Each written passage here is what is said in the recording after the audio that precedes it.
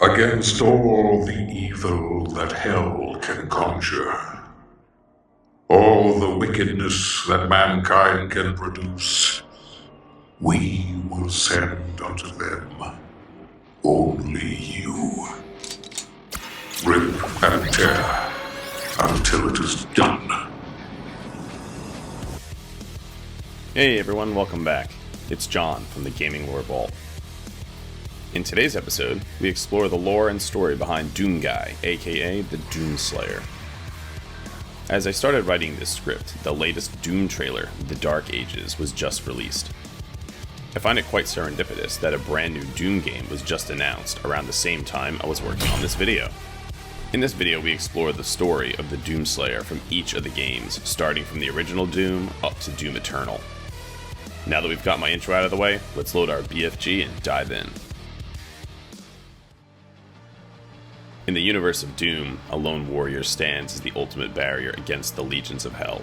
Known by many names, the Doom Slayer, the Unchained Predator, Doom Guy, the Hellwalker, this legendary figure is shrouded in mystery and forged in the fires of eternal conflict. Today we dive into the comprehensive lore of the Doom Slayer, tracing his relentless crusade across the ages.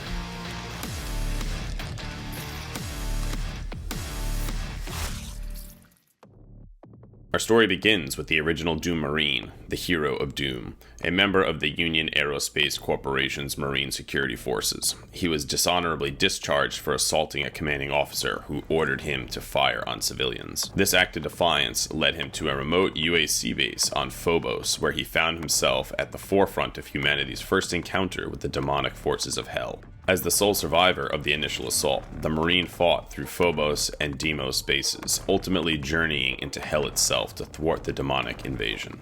His journey was marked by relentless combat, utilizing a diverse arsenal of weapons to mow down wave after wave of hellish creatures, each battle pushing him further into the depths of despair and rage. In Doom 2, Hell on Earth, the Marine returned to find Earth was overrun by demons. Among the billions of victims was his beloved pet rabbit, Daisy.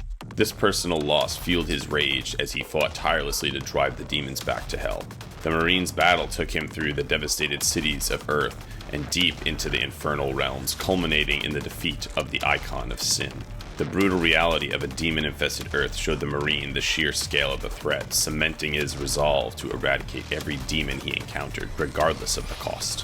What you interfere with now is bigger than you can imagine. It is written. It is their time to give penance. If you continue, you will bring down the heavens' wrath. After these harrowing battles, the events of Doom 64 unfolded. The Marine, now a seasoned demon slayer, continued his relentless fight against Hell's forces. Following the invasion of Earth, he chose to remain in Hell to prevent further invasions. Years later, he was called upon once more to stop a new demonic threat, leading him to defeat the mother of all demons and her sister, the Resurrector. This battle saw him sealing himself in Hell to ensure the safety of Earth. The Marine's choice to remain in Hell demonstrated his commitment to his mission, choosing eternal conflict over a return to normalcy. Years later, Doom 3 reimagined the story, essentially a reboot and set in a different timeline. The year is 2145, and this game introduced a new Marine. It all began with UAC board member Elliot Swan, his bodyguard Jack Campbell, and a recent transferred Marine, aka the Doom Guy, arriving at Mars City. While investigating incidents in the Delta Complex, Swan meets with Dr. Malcolm Betruger, while the Marine gets orders from Master Sergeant Thomas Kelly to find a missing scientist.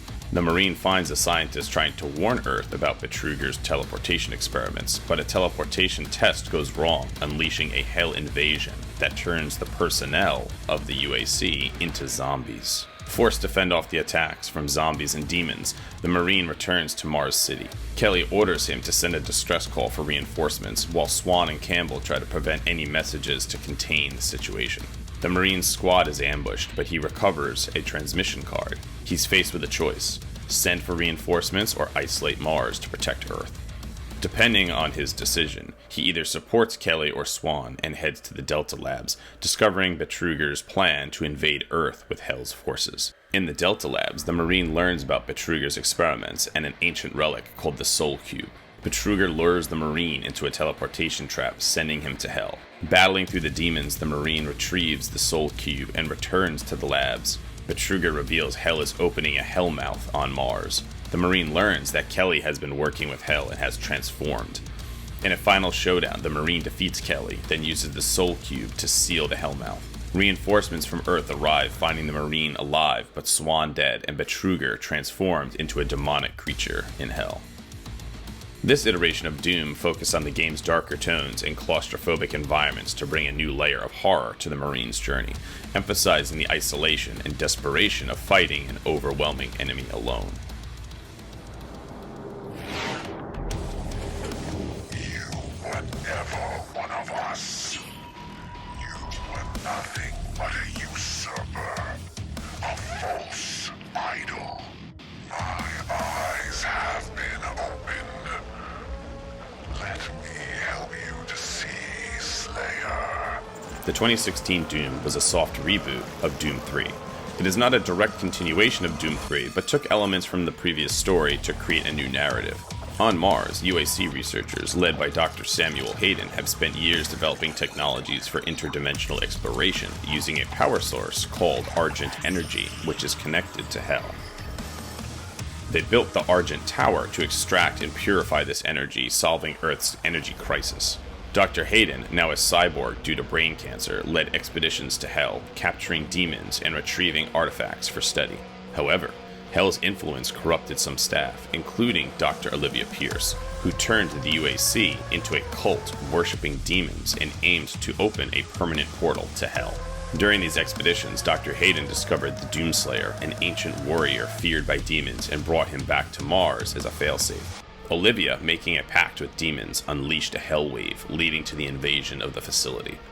The game begins with the player awakening as the Doomslayer amidst the chaos. Reclaiming the powerful Praetor suit, the Doomslayer fights through the overrun facility directed by Dr. Hayden to stop Olivia from permanently opening the Hell portal.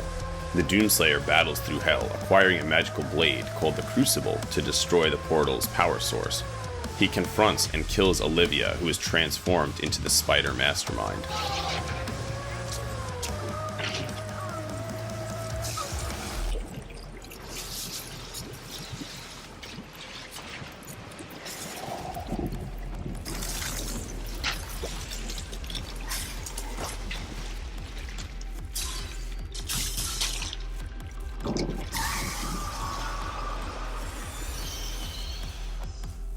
Upon returning to Mars, Dr. Hayden confiscates the Crucible.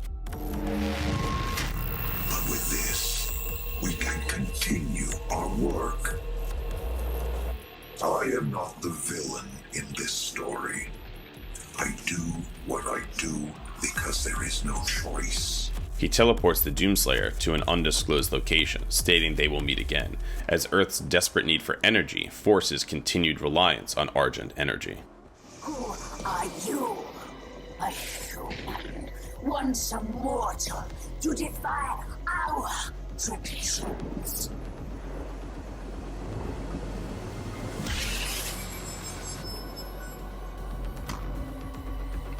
In Doom Eternal, the Doomslayer returned, more powerful and determined than ever.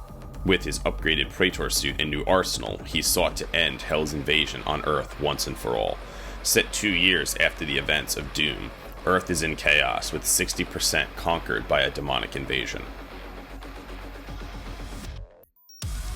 The Earth's military, reorganized under Samuel Hayden's Armored Response Coalition, or ARC, proves helpless, and the majority of the human population is killed in the first month. At this dire moment, the Doomslayer, accompanied by the AI Vega, arrives to save humanity. His mission is to kill the 3 Hell Priests sent by the Khan Maker, to command the invasion and carry out a ritual that would plunge Earth entirely into Hell. During his quest, the Doomslayer recovers the damaged body of Samuel Hayden and the demonic Crucible. Hayden's mind is transferred to the Fortress of Doom to aid the Slayer. After eliminating the Hell Priests, the Khan Maker resurrects the Icon of Sin to complete Earth's sacrifice. The Slayer receives his crucible from the Night Sentinel homeworld and invades Urdak and the Maker's home dimension to prevent them from controlling the Icon of Sin. The Khan Maker is slain, and after a fierce battle, the Icon of Sin is also defeated, forcing the demonic enemy to retreat. However, the Doomslayer's victory was short-lived. The Dark Lord is the leader of Hell's armies, not a king, but a warrior of the Dark Realm. The fiercest among them, as only the strongest could rule the demons. It is you, in their world. The Ancient Gods expansion revealed new threats and deeper lore. The Slayer sought to free the Seraphim and stop the Dark Lord Davoth, a being as powerful as the Slayer himself. His battles took him to the corrupted Urdak, the blood swamps of Hell, and the heart of Imora. The Dark Lord revealed himself as the creator of the Slayer's world, a dark mirror of the Father, and the source of the Slayer's power. In a final confrontation, the Slayer defeated the Dark Lord, causing all demons to vanish, and himself collapsing from the strain of the battle, only to be entombed once more by the Makers. The Doomslayer's legend is further immortalized in the Codex entries of Doom. These entries tell of his battles and triumphs in poetic detail. In the First Age, in the first battle, when the shadows first lengthened, one stood. Burned by the embers of Armageddon, his soul blistered by the fires of hell, and tainted beyond ascension, he chose the path of perpetual torment. In his ravenous hatred he found no peace, and with boiling blood he scoured the umbral plains, seeking vengeance against the Dark Lords who had wronged him. He wore the crown of the Night Sentinels, and those that tasted the bite of his sword named him the Doomslayer. There are countless stories written about the Doomslayer's might in the Codex. The Doomslayer's story is one of relentless determination, unyielding strength, and a battle against impossible odds.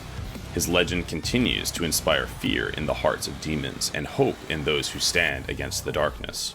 Whether entombed in stasis or ready for battle, the Doomslayer remains an enduring symbol of resistance against the forces of hell.